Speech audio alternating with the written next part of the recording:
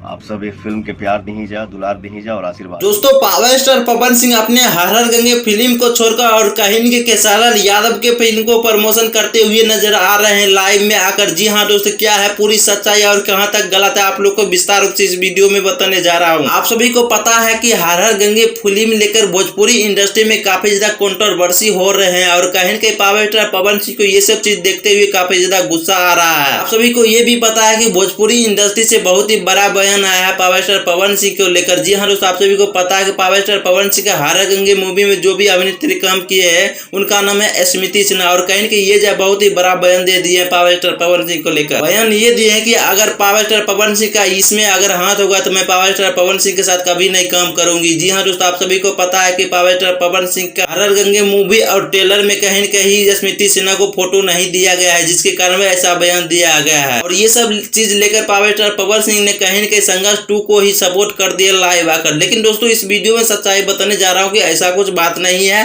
Power star Pawan Singh support नहीं किए हैं संघर्ष 2 को। ये जो फेक न्यूज है, आप लोग को पता है कि पावर स्टार पवन सिंह खुद अपने फिल्म को प्रमोशन करने के लिए टाइम ही नहीं है, तो दूसरे की फिल्म कैसे प्रमोशन कर सकता है। तो ऐसे आपको क्या लगता है, आप सभी कमेंट बॉक्स में बताइएगा।